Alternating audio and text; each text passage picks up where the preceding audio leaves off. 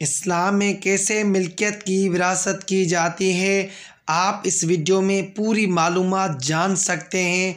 Video आखिर तक देखना ज़रूरी है।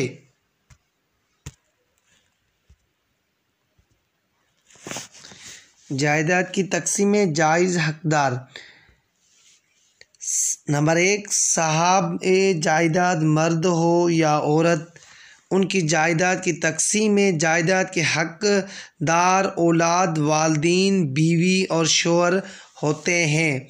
अगर जायदाद के वालिदैन नहीं है तो जायदाद अहले खाना में ही तकसीम होगी। वरसात की तकसीम का मुकम्मल और जामे कानूनी तरीक़ेकार। नंबर 1, जायदाद हकदारों में मुतवफ़ी और वाजिबात कर्ज देने और वसीयत को पूरा करने के बाद तकसीम होगी। नंबर 2, अगर साहिब जायदाद और ख़ुद अपनी जायदाद तकसीम करे तो उस पर वाजिब है कि पहले अगर कोई कर्ज है तो उसे उतारे। जिन लोगों से उसने वादे किए हैं उन वादों को पूरा करे और तकसीम के वक्त जो रिश्तेदार और यतीम और मिस्कीन हाज़िर हों उनको भी कुछ दे दे।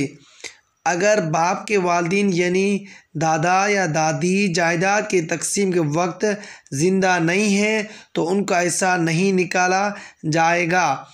अगर कोई भाई बाप के जायदाद की तकसीम से पहले फोत हो गया और उसकी बीवी और बच्चे हैं तो भाई का हिस्सा मुकम्मल तरीके से निकाला जाएगा। अगर कोई भाई बहन बाप की जायदाद की तकसीम से पहले फोत हो जाए और उसका शोहर और बच्चे हों तो शोहर और बच्चों को हिस्सा मिलेगा, लेकिन अगर बच्चे नहीं हैं तो उसके शोहर को हिस्सा नहीं मिलेगा। अगर औलाद में सिर्फ एक लड़की हो तो जायदाद का निसिफ 2 में से 1 हिस्सा लड़की का है।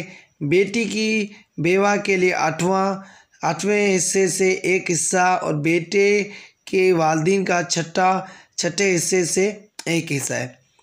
अगर बेटा है और उसकी कोई औलाद भी नहीं है तो उसकी जायदाद के वारिस उसके वालिदैन होंगे, जिसमें माँ के लिए जायदाद के 1/3 3 से 1 हिस्सा है और 2/3 3 से 2 हिस्सा बाप का है।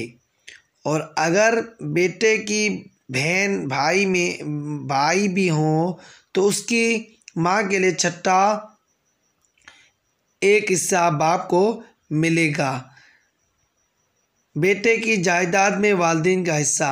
अगर बेटे की औलाद हो तो वालिदैन के लिए जायदाद का छठा यानी 6 से 1 हिस्सा है। अगर वालिदैन में सिर्फ माँ हो तो 6 से 1 हिस्सा माँ को मिलेगा और अगर सिर्फ बाप हो तो 6 से 1 हिस्सा बाप को मिलेगा और अगर दोनों हो तो 6 से 1 हिस्सा दोनों में बराबर तकसीम होगा। बीवी की जायदाद में शोहर का हिस्सा। बीवी की जायदाद में शोहर का हिस्सा निसफ यानी 2 से 1 या चौथाई यानी 4 से 1 है। अगर बीवी की औलाद नहीं है तो शोहर के लिए जायदाद का निसफ यानी 2 से 1 हिस्सा है और निसफ यानी 2 से 1 हिस्सा बीवी के माँ बाप का है। अगर बीवी की औलाद में फ़कत लड़कियां ही हों 2 या ज़ायद तो जायदाद का 2 यानी 3 से 2 हिस्सा लड़कियों का होगा। शोहर के लिए चौथाई यानी 4 से 1 हिस्सा है और बाकी जायदाद और बीवी की वालिदैन के लिए है। बाप की जायदाद में औलाद का हिस्सा। बाप की जायदाद में एक लड़की के लिए 2 लड़कियों के बराबर हिस्सा है। आपकी जायदाद में पहले बाप की वालिदैन यानी दादा दादी का छठा हिस्सा और बाप की बेवा यानी माँ का 8 से 1 हिस्सा निकालने के बाद जायदाद और औलाद में तकसीम होगी। बेटी की जायदाद में वालिदैन का हिस्सा। अगर बेटी की औलाद है तो वालिदैन के लिए जायदाद का छठा यानी 6 से 1 हिस्सा है।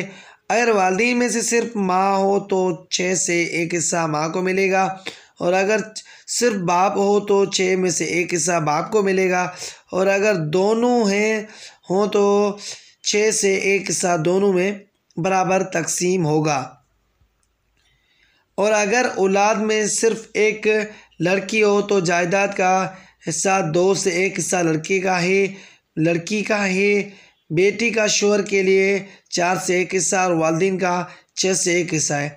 अगर बीवी बेवा हो और उसकी औलाद भी नहीं है तो जायदाद के वारिस उसके वालिदैन होंगे, जिसमें माँ के लिए 1/3 हिस्से होगा, और अगर बेटी की बहन भाई हैं तो माँ के लिए जायदाद का 6 से 1 हिस्सा होगा और बाकी बाप को मिलेगा।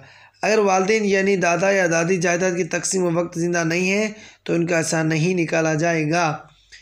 अगर कोई भाई बाप के जायदाद की तकसीम से पहले फोत हो गया और उसकी बीवी और बच्चे हैं तो भाई का हिस्सा मुकम्मल तरीके से निकाला जाएगा।